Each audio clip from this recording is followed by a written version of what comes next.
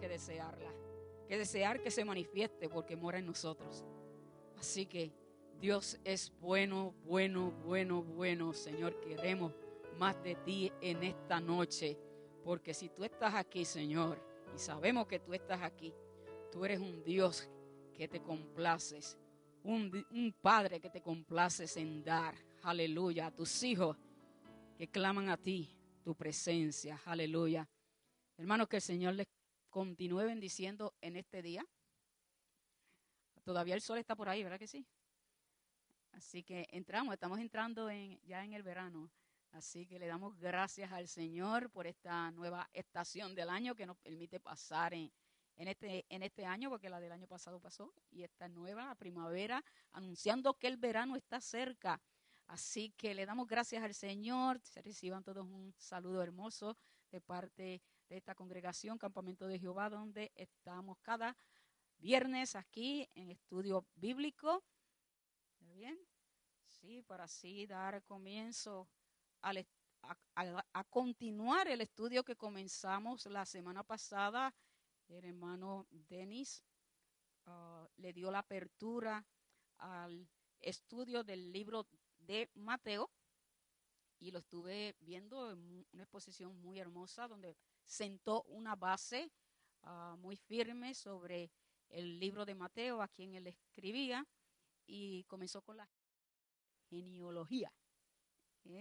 Y nosotros y a mí me toca la segunda parte o la continuación de este libro de Mateo, y vamos a estar orando primeramente, presentándonos delante del Señor.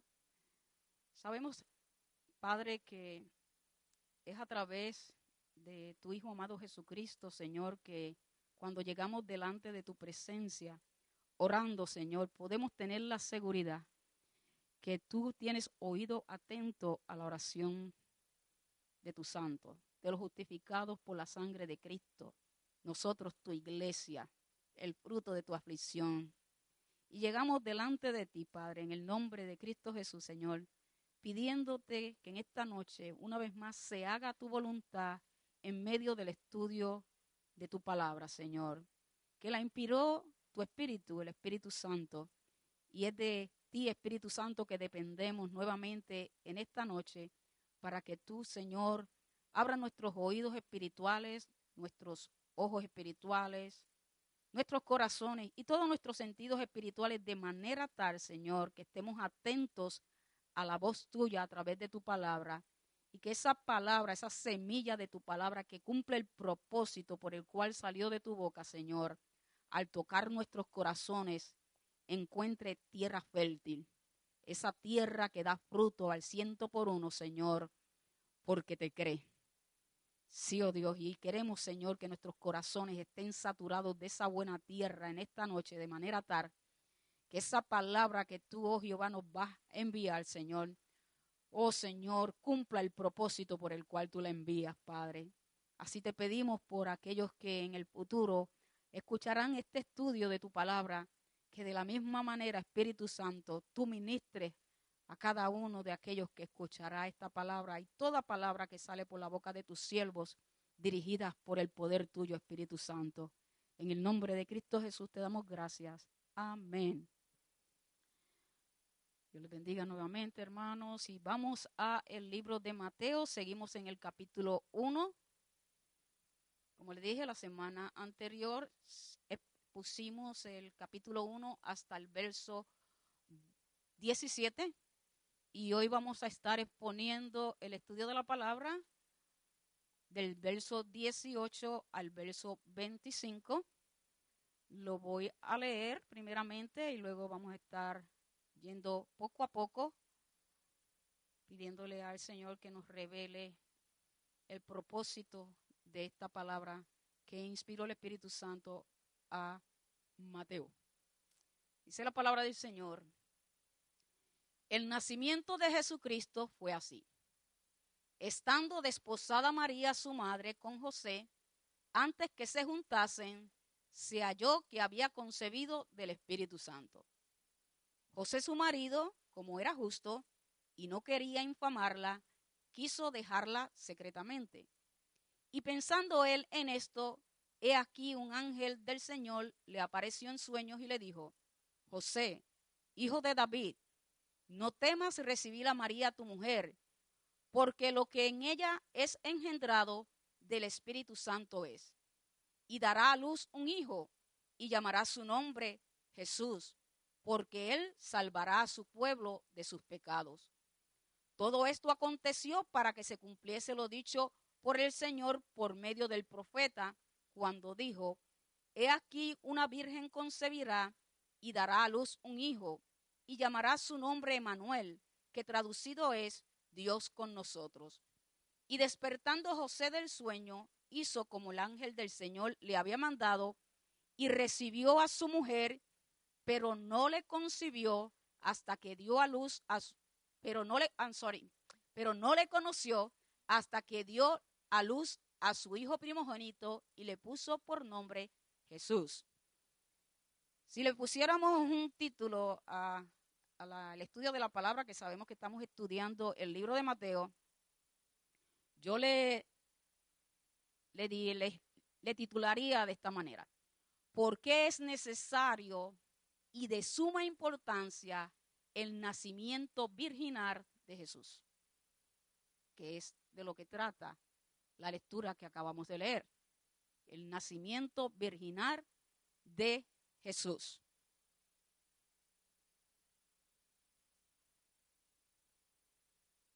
Y el nacimiento de Jesús es una de las doctrinas fundamentales del cristianismo. ¿Lo sabía usted?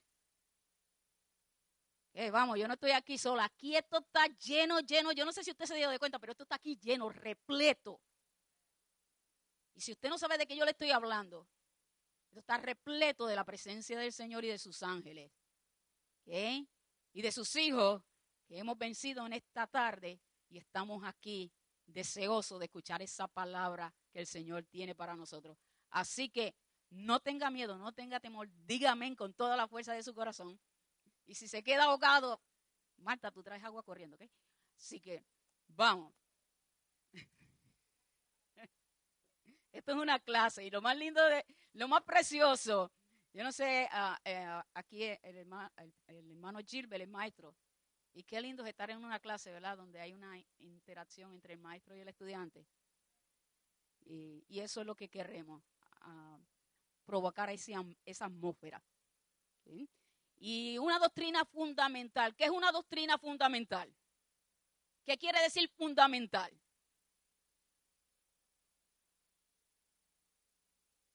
Fundamento o base del cristianismo, lo voy a repetir para que se oiga en el micrófono, que es indispensable, que es necesaria,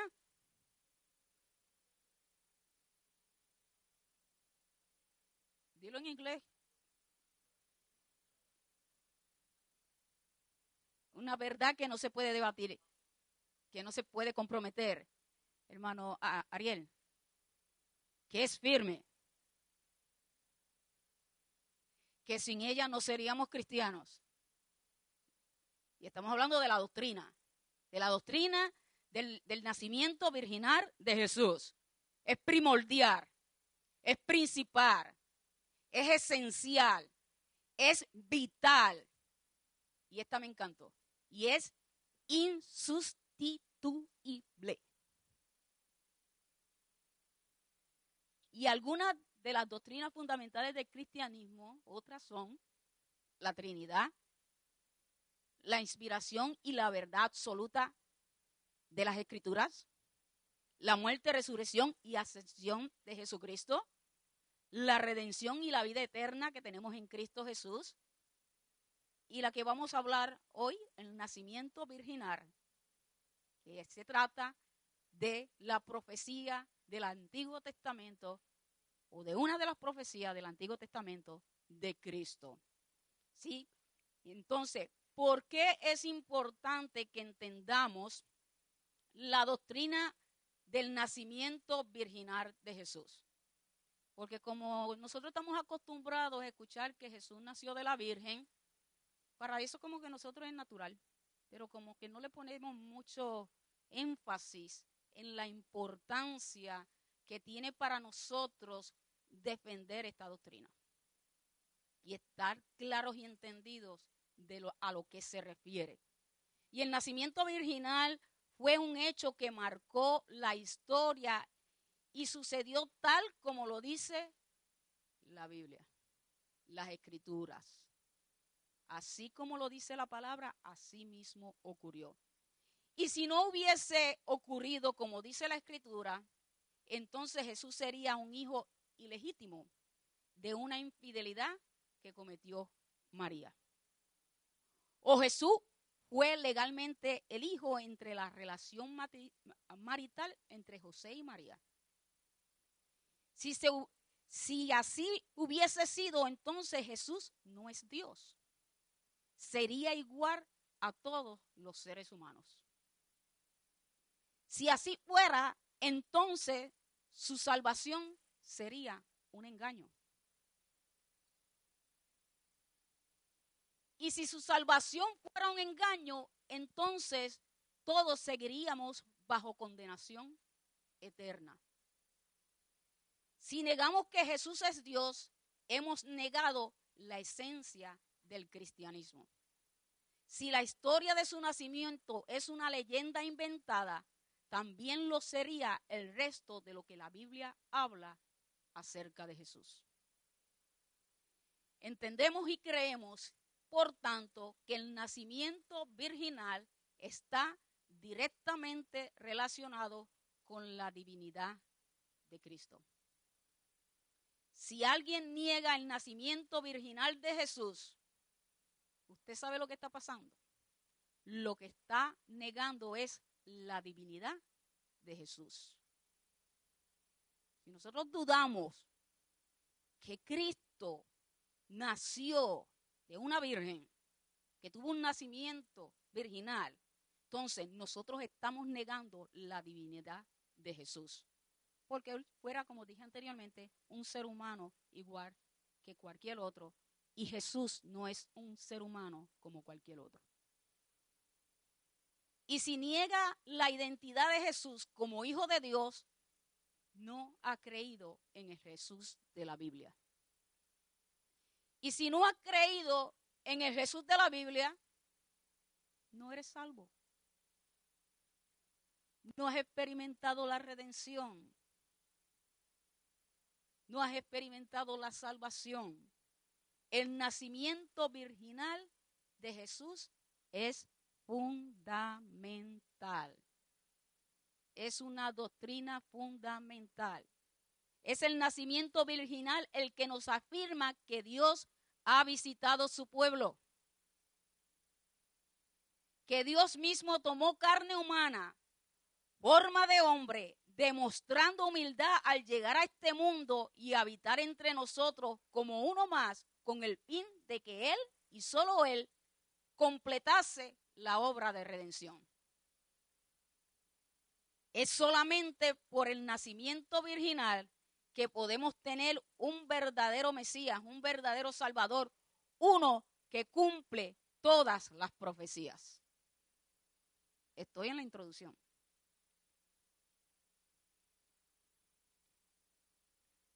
Ahora bien, desde el principio de la iglesia, la doctrina del nacimiento virginal de Jesús ha sido, yo creo que una de las más atacadas.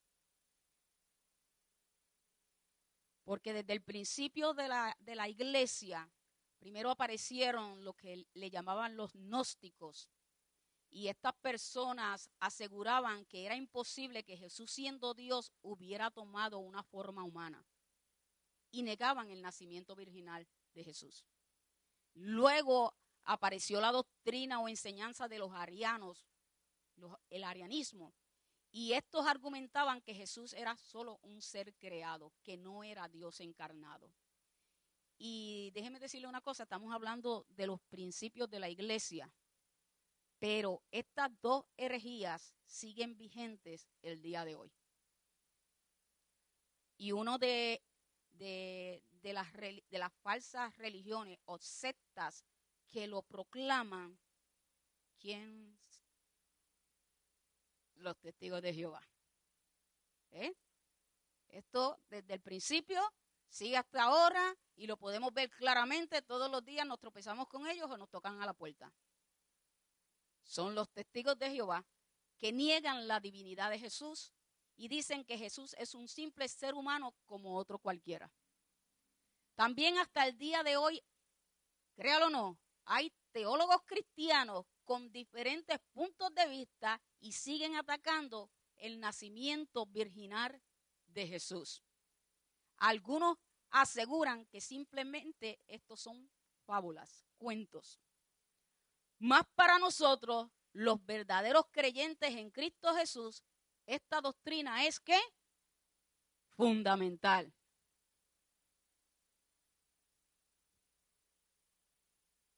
Tome nota, le voy a hacer pregunta ahorita. Por esta causa de este movimiento que se levantó al principio de la iglesia, Pablo escribió estoy tan acostumbrada a Pablo, pero a mí me dijeron que si no era Juan, era Pablo o era Pedro, pues este es Juan. Y primera de Juan, capítulo 4, verso 1 al 3, mire cómo habló Juan a la iglesia en sus principios. Verso del 1 al 3 de primera de Juan, capítulo 4. Dice: amados, no creáis a todo espíritu, esto se refiere a todo hombre, sino probad los espíritus si son de Dios, porque muchos falsos profetas han salido por el mundo. En esto conoced el Espíritu de Dios. Míralo aquí, aunque lo voy a estar dando más énfasis más luego en el estudio. Dice: todo espíritu que confiesa que Jesucristo ha venido en carne es de Dios. Y todo espíritu que no confiesa que Jesucristo ha venido en carne no es de Dios. Y este es el espíritu del anticristo, el cual vosotros habéis oído que viene y que ahora ya está en el mundo. Así que más adelante voy a ir directamente a cada uno de estos puntos que está hablando sobre la importancia de reconocer la encarnación de Cristo, o sea, el nacimiento virginal de Jesús. La actitud anticristo, que es todo contra Dios, contra Cristo. Si nos damos de cuenta, aquellos que atacan a Jesús nunca hablan mal de ningún otro líder religioso. Solamente atacan a Jesús, a Jesucristo. ¿Por qué será? Porque es el anticristo y porque él sabe, a mí los mismos demonios reconocían, tú eres el Hijo de Dios. Reconocían que Jesucristo es la verdad. Es el camino, la verdad y la vida. Y al enemigo no le cae nada bien que el hombre conozca la verdad de Dios, porque el mismo Jesucristo dijo: y conoceréis la verdad, y la verdad os hará libres.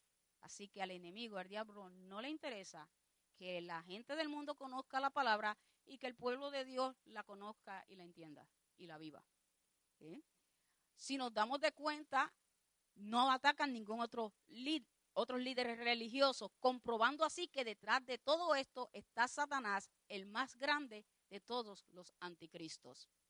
Por consiguiente, la doctrina del nacimiento virginal para nosotros, los que creemos, es de suma importancia. Así que vamos ahora a entrar a Mateo, los versos que nos corresponden para este día, que son del verso 18 al 25, donde podemos ver a Mateo enfocándose en José con relación al nacimiento virginal de Jesús, porque si ustedes se dan de cuenta, en Mateo habla cuando el ángel se le apareció en sueños a José, pero en Lucas el ángel se le presenta literalmente a María. Así que Mateo se encarga de relatar lo que le ocurrió a José referente al nacimiento virginal de María, y Lucas se enfoca en el nacimiento virginal de María, de Jesús. Yo estoy pensando una cosa y la boca está hablando otra, pero qué bueno que eso me hace ver que los estoy testing, como dice Dani, ¿ok? A ver si están pendientes. All right. Y el maestro tiene que hacer como si está bien, ¿ok? Aunque está mal. Así que, como dijimos, la semana pasada, Denis ya habló ese punto del enfoque de la genealogía. Y ahora vamos al verso 18, donde dice, el nacimiento de Jesucristo fue así. Estando desposada María,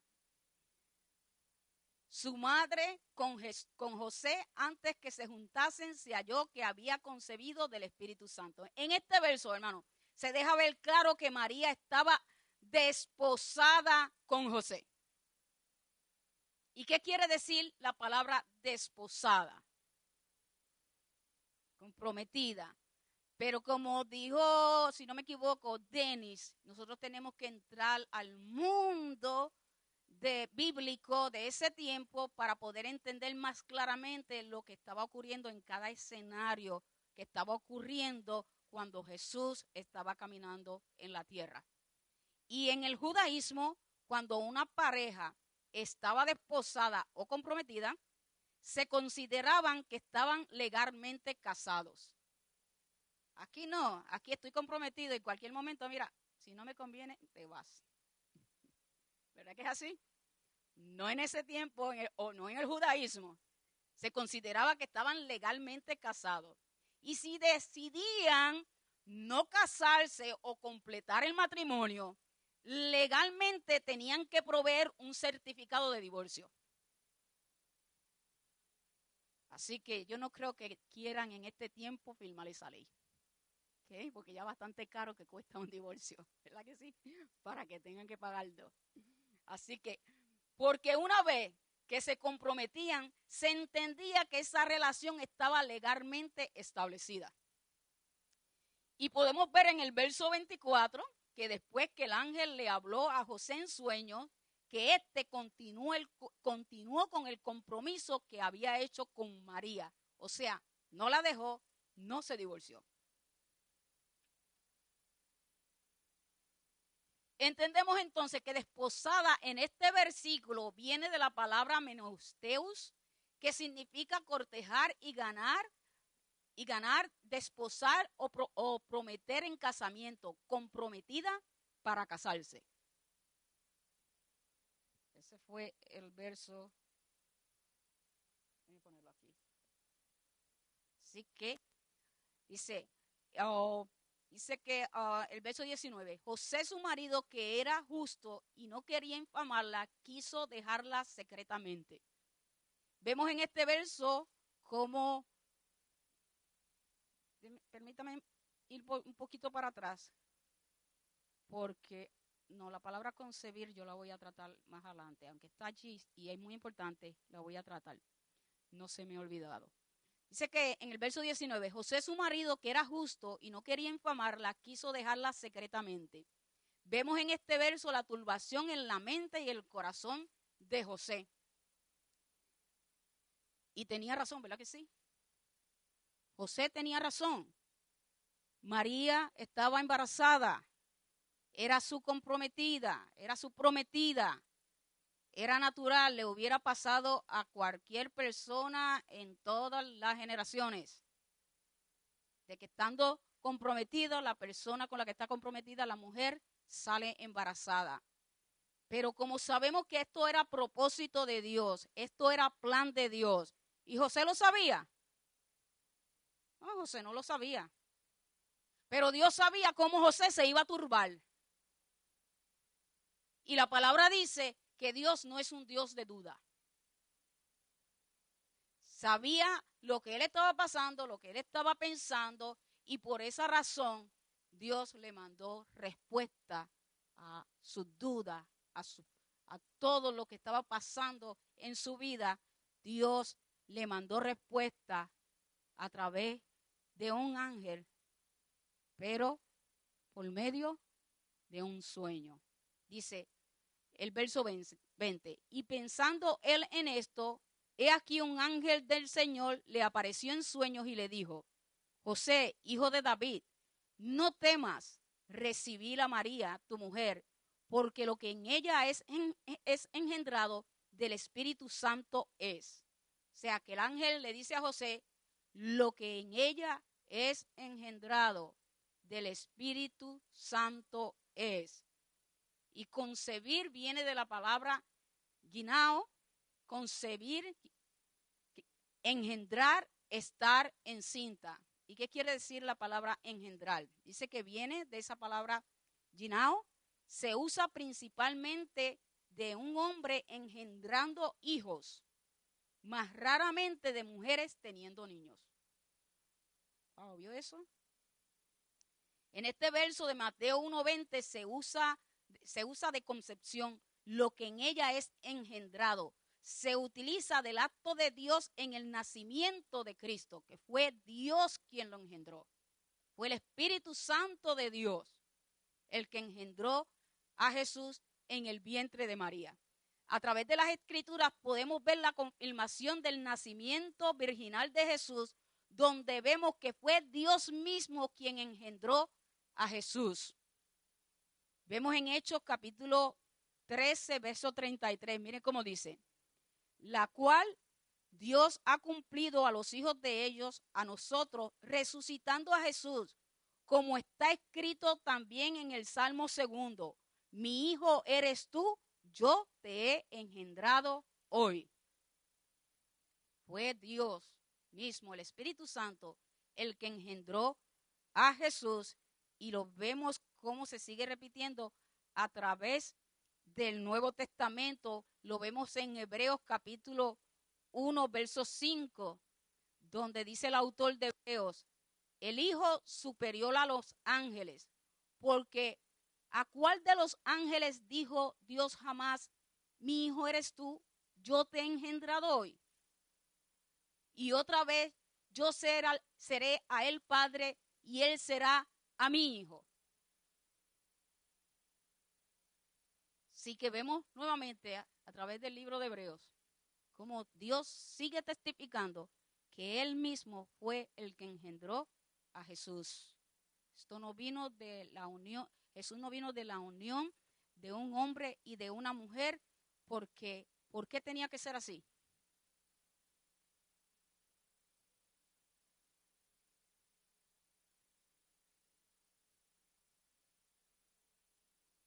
¿Y qué pasa en la unión de un hombre con una mujer?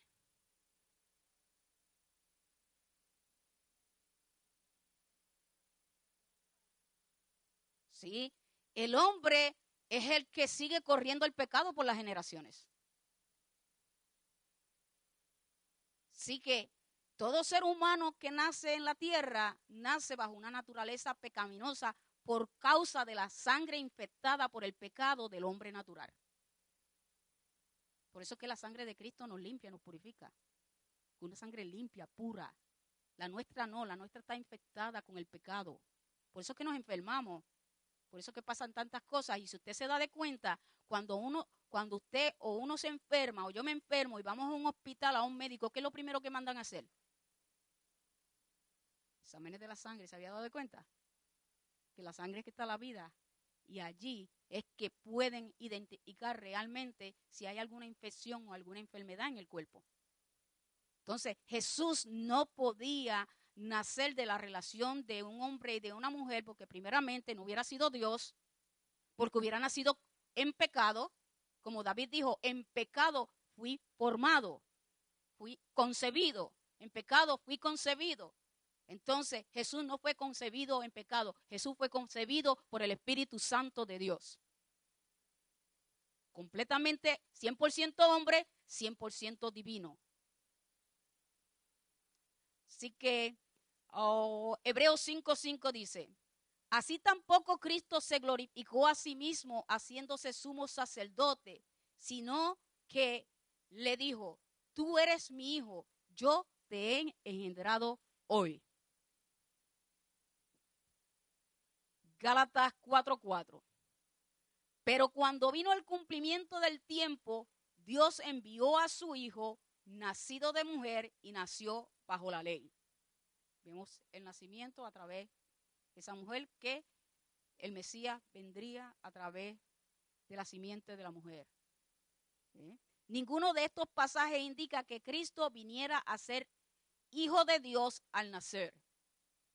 Usted sabe que muchas personas tienen ese mal concepto de que Jesús es el hijo de Dios porque nació de María y que Jesús comienza a ser hijo de Dios cuando nació de María. No, Jesús siempre ha sido el hijo de Dios, el eterno hijo de Dios, Dios mismo, Dios Padre, Dios Hijo, Dios Espíritu Santo. Jesús no comenzó a ser hijo de Dios cuando salió del vientre de María. Siempre es, ha sido y será el eterno hijo de Dios, Dios mismo. Así que Jesús siempre ha sido el eterno hijo de Dios. Su nacimiento por medio del vientre de María no fue quien lo hizo ser hijo de Dios. Jesús es el verbo encarnado de Dios.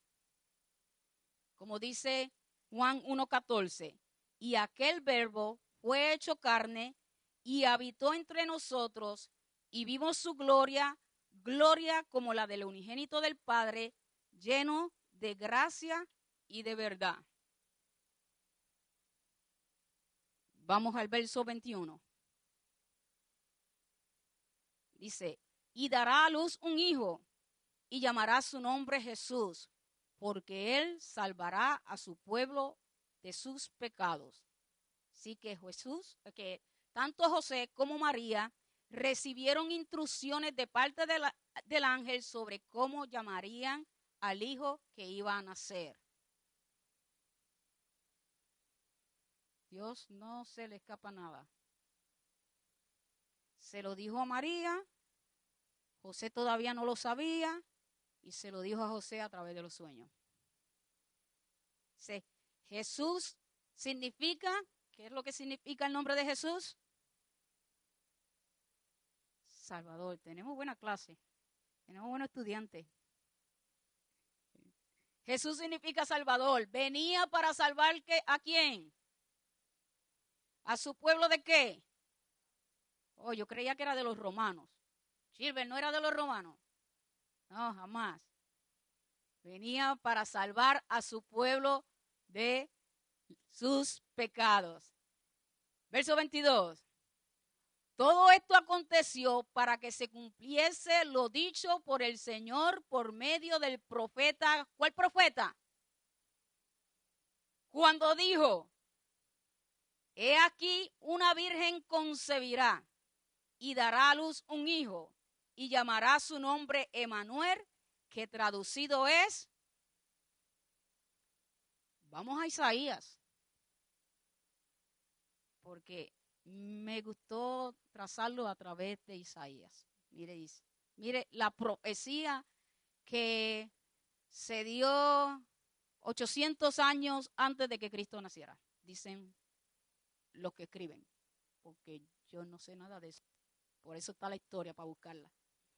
Dice que hace 800 años antes Dios usó al profeta Isaías para anunciar el nacimiento virginal de Jesús. Dice, por tanto, el Señor mismo os dará señal. He aquí que la virgen concebirá y dará a luz un hijo y llamará su nombre Emanuel. Vamos a la primera parte. Dice, el Señor mismo os dará señal. ¿Cuál era la señal? Vamos a ver esto. Dice, señal. Es la palabra hebrea ot. Ote. Ot es la primera y la última letra del alfabeto hebreo. ¿Qué le recuerda esto? El alfa y el omega. Ot es una señal milagrosa que solo Dios puede hacer. Una señal que Dios la hace en forma directa, sin asistencia humana y sin espacio a dudas.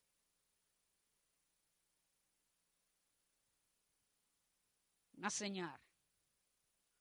Por lo cual podemos ver a Dios aquí diciendo, es como si, yo lo miré así, es como si Dios estuviera diciendo, yo mismo os daré una señal. un milagro. Me daré a mí mismo por ustedes. Eso es lo que estaba diciendo. Emmanuel, Dios con nosotros, Dios mismo. Él se dio por nosotros. Y se iba a dar a sí mismo de una manera que el hombre no iba a poder dudar porque venía de él mismo. La virgen, una virgen concebirá. El nacimiento de Jesús fue un milagro, algo que solo Dios podía hacer. Virgen. Hay dos palabras para esta palabra virgen. Una es que viene de la palabra betula o nara, que significa de quien se asume que es virgen, que a varón no ha conocido. Y la palabra alma, que es también virgen, que significa una virgen verificada o certificada. ¿Habían escuchado ustedes eso? Dios tiene todo en la palabra, porque nosotros lo cogemos todo como, lo escuché, así lo recibí. Pero cuando indagamos la palabra, entonces comenzamos a encontrar cosas y yo digo, wow, ¿esto qué es esto? ¿Una virgen certificada? Vamos a ver cómo lo muestra la palabra. Una virgen tenía que ser, porque muchas veces, hermano, bueno, este comentario lo tengo después de esto, así que no lo voy a dar ahora. Así que vamos a ver, este procedimiento lo podemos ver en el Antiguo Testamento. ¿Lo quieren ver? ¿Cómo se certificaba una virgen? Ahora entrate, ¿verdad que sí? Eso está en Deuteronomio. Puedes buscarlo, el capítulo 22 del libro de Deuteronomios, versos 13 al 21. Los voy a leer todos. Dice, cuando alguno tomare mujer y después de haberse llegado a ella, la aborreciere y le atribuyere faltas que den que hablar y dijere, a esta mujer tomé y me llegué a ella y no la hallé virgen. Entonces el padre de la joven y su madre tomarán y sacarán las señales de la virginidad. ¿Lo vieron ahí? Entonces el padre de la joven y su madre tomarán y sacarán las señales de la virginidad de la doncella a los ancianos de la ciudad en la puerta. Y dirá el padre de la joven a los ancianos, yo di mi hija a este hombre por mujer, y él la aborrece. Y he aquí, él le atribuye faltas que dan que hablar, diciendo, no he hallado virgen a tu hija, pero ve aquí las señales de la virginidad de mi hija, y extenderán la vestidura delante de los ancianos de la ciudad. Entonces los ancianos de la ciudad tomarán al hombre y lo castigarán, y le multarán en 100 piezas de plata, las cuales dará al padre de la joven, por cuanto esparció mala fama sobre una virgen de Israel. Y la tendrá por mujer y no podrá despedirla en todos sus días. Mas si resultare ser verdad que no se halló virginidad en la joven, entonces la sacarán a la puerta de la casa de su padre y la apedrearán los hombres de su ciudad, y morirá por cuanto hizo vileza en Israel, fornicando en casa de su padre. Así quitarás el mar de en medio de ti. Y usted no se pone a pensar que nosotros cuando escuchamos del embarazo de María y que ella pudo haber sido muerta por la ley que había, ¿cómo pasó por desapercibido? La Biblia no lo dice, que ella pasó por el proceso de certificación, como le decimos ahora. Pero Jesús en todo cumplió la ley.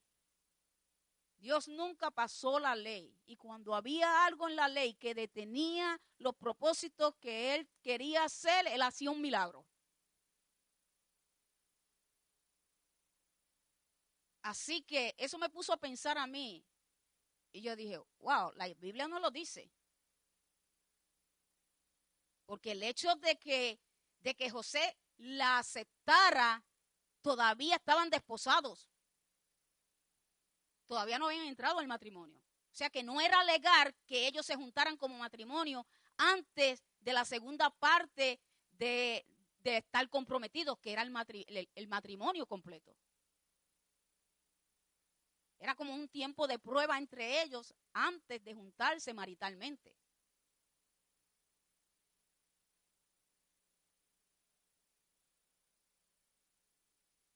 Dice el hermano Ariel que José estaba fabricando la casa para llevarse a María cuando se casaran. Así era, ponían tiendas al lado, ¿verdad? De los padres. Así que, vuelvo y repito, esto no lo dice la Biblia en el Nuevo Testamento, pero leyéndolo, que era una certificación, porque cuando hablamos de la palabra virgen, hay dos palabras. Y la palabra virgen, que es alma, se refiere a eso, una virgen completamente certificada, probada de que realmente es virgen.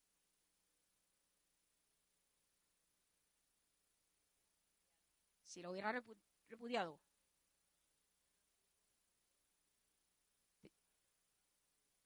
hubiera salido así.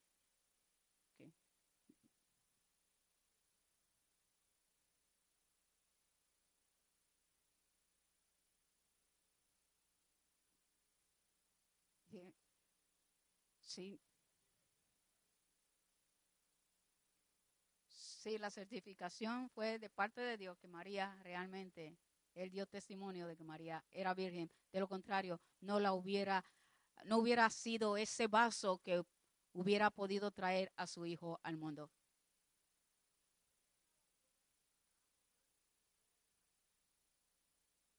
Si lo hubiera dejado, si la hubiera difamado. Por eso mismo, por no difamarla. O él la quería dejar.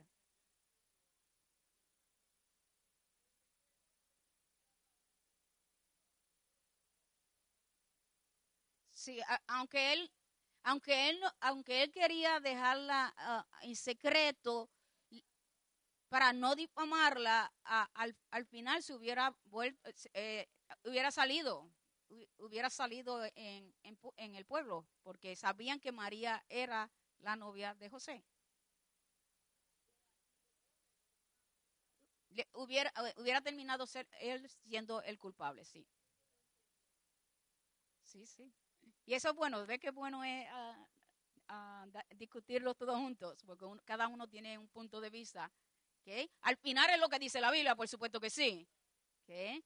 Pero sí, podemos aportar a lo que hubiéramos pensado que hubiera pasado. Sí, pero en todo caso es lo que dice la Biblia, exactamente. Y dice el verso 24.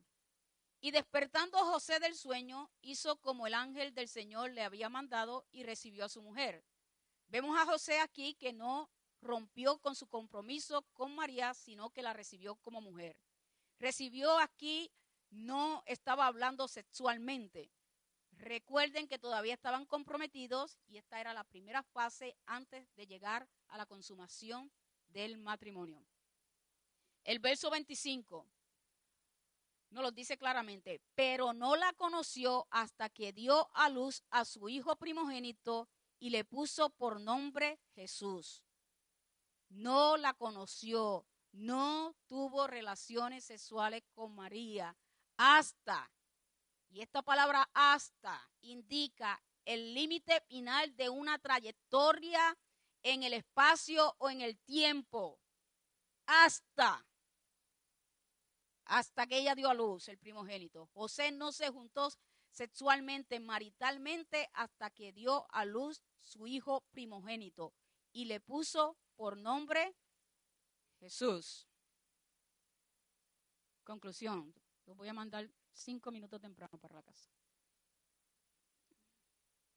Dice, ahora bien, terminemos repitiendo lo importante de nosotros entender tener la certeza de la doctrina del nacimiento virginal de Jesús, la importancia que es para nosotros como cristianos, como hijos de Dios, tener esa certeza de la doctrina del nacimiento virginal de Jesús. Y es que si alguno rechaza o niega el nacimiento virginal de Jesús, esa persona está negando que Jesús es el Hijo de Dios. Y si niega que Jesús es el Hijo de Dios, no podrá ser salvo. Hay que entender y creer que Jesús es totalmente 100% hombre, 100% Dios. No podemos aceptar a alguien si no lo conocemos correctamente. Gente que dice que cree en Jesús, pero dicen que es un hombre cualquiera. Unos dicen que es un profeta, otros dicen que es un ser humano como otro cualquiera que nació de la relación de un hombre y una mujer. Y esto, no, a Jesús hay que creerle tal cual es Él. No solamente por lo que hizo en la cruz, sino por toda la profecía que se cumplió. Hay gente que puede creer que Jesús murió en la cruz, pero no cree que Jesús nació de una virgen. Jesús es todo o nada. Porque una cosa que nosotros no creamos de Jesús ya hace obsoleto el Evangelio de Cristo.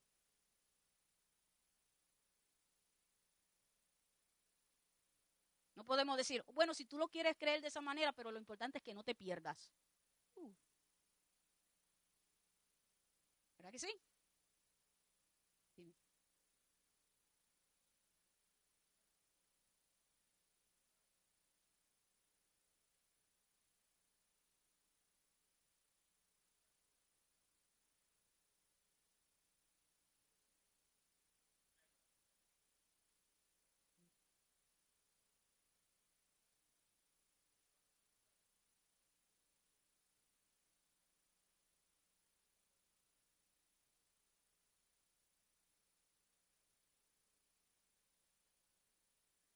Eso está dudoso.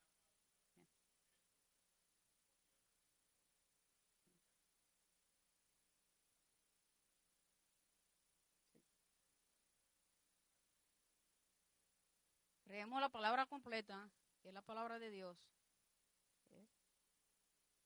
O no creemos nada. Porque hay gente así que dice, yo creo esto, pero esto está un poco dudoso. Yo no estoy muy segura en esto. No. Una de las doctrinas nuestras fundamentales también es que la palabra es la verdad absoluta de Dios, inspirada por el Espíritu Santo de Dios. No escrita, inspirada, escrita por hombres, inspirados por el Espíritu Santo de Dios. Entonces nosotros no podemos estar en esas aguas. No, nosotros creemos. Como dijo la viejita. ¿Qué dijo la viejita? Cuando le preguntaron que los muchachos se estaban burlando de ella porque ella creía que a Jonás se lo había comido una ballena. ¿Y qué ella le dijo? Si la Biblia dijera lo contrario, yo también lo creería. Que Jonás se tragó la ballena, el pez. Porque lo dice la Biblia. Pero Dios no es incoherente. Aunque muchas cosas para nosotros son incoherentes, pero Él no es incoherente. Él sabe lo que hace. Así que hay que entender y creer que Jesús es totalmente hombre y totalmente Dios. No podemos aceptar, ¿okay?, eso de que unas cosas yo las creo y otras no. Y por esto es que el nacimiento virginal de Jesús es tan importante. El que rechaza el nacimiento virginal de Jesús está rechazando el Evangelio de la gracia. El apóstol Juan deja bien claro la importancia de creer y estar seguros en el nacimiento virginal de Cristo. Y ahora sí vamos de nuevo a 1 de Juan capítulo 4, versos 1 al 3. Donde dice, Amados, no creáis a todo espíritu. Como le dije, aquí a todo espíritu, nosotros tenemos que saber entender lo que dice la palabra cuando se refiere a la palabra espíritu. Mucha gente piensa que son espíritus demoníacos.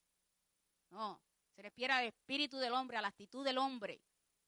Dice, sino probar los espíritus si son de Dios, porque muchos falsos profetas han salido por el mundo. Y mire cómo se conoce, ¿okay? Esto se conoce, o sea, los falsos espíritus. Dice, todo espíritu que confiesa que Jesucristo ha venido en carne es de Dios. Que no... Sí, pero estoy aquí, ese es. Después es el otro. Estoy bien, estoy en el 3, en el 2. Dice, en esto conoced el Espíritu de Dios. Todo espíritu que confiesa que Jesucristo ha venido en carne es de Dios. ¿Su espíritu confiesa eso?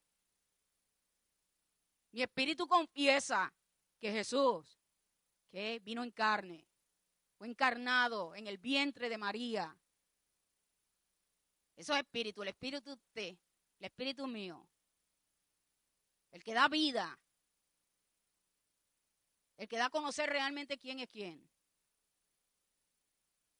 Y dice, y todo espíritu, o sea, vamos a ponerlo así, toda persona, porque esto se refiere a la actitud a la persona, ¿sí? Que no confiesa que Jesucristo ha venido en carne, no es de Dios. Allí podemos ver la importancia de esta doctrina fundamental del nacimiento virginal de Cristo. Porque si la persona allí mismo lo dice, confiesa que Jesucristo ha venido en carne, que nació de la Virgen María, entonces es de Dios.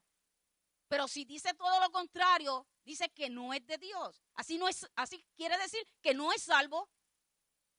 Porque si eres de Dios, es que eres salvo. Pero si no somos de Dios, quiere decir que no somos salvos. Y la palabra lo está dejando claramente ahí. Juan lo está diciendo claramente porque en ese momento fue cuando se levantaron los gnósticos a querer confundir a los cristianos con sus enseñanzas. Este es el espíritu del anticristo. Dice, y todo espíritu que no confiesa que Jesucristo ha venido en carne no es de Dios. Y este es el espíritu del anticristo, el cual vosotros habéis oído que viene y que ahora ya está en el mundo. Y cuando dice que ya está en el mundo, no es que el anticristo está por ahí escondido en una puerta esperando que lo dejen salir. Es el sistema del mundo. Es un sistema anticristo. ¿Por qué es un sistema anticristo el sistema del mundo?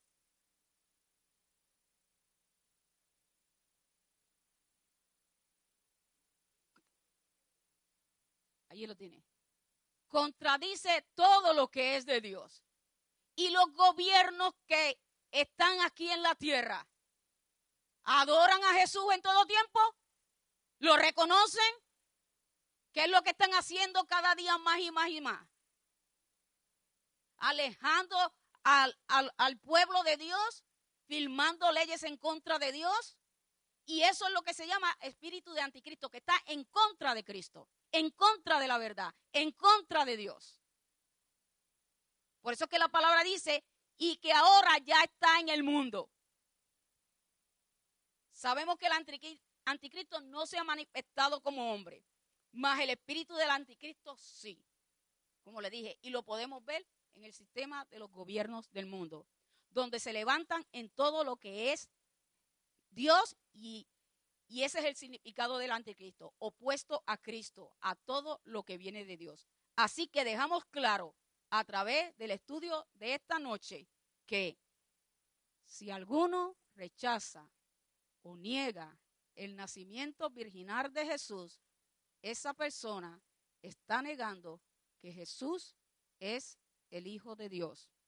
Y si niega que Jesús es el Hijo de Dios, no podrá ser salvo. ¿Aprendieron algo nuevo hoy? Porque si no, repetimos la clase de nuevo y se la doy a Gilbert. Señor, te damos gracias porque tú eres bueno y nos gozamos en tu presencia. Sí, Señor. Yo sé que tú te gozas cuando nos escuchas, Señor, sonreírnos, compartir juntos, Señor, tu palabra, porque tú eres un Dios de gozo y de alegría. Y tú deseas, Señor, que nosotros te conozcamos cada día más y más. Y este tesoro de tu palabra, Señor, que cada vez que, oh Señor, nos sumergimos, Señor, tú te gozas en revelárnoslas y enseñarnos cosas, Señor, que ayer no veíamos ni entendíamos, pero que hoy, Señor, fue el día, Señor, en que tú nos mostraste un poquito más de tu gracia, de tu amor, de tu poder, de tu grandeza, Señor. Y te damos gracias, Señor, por este tema.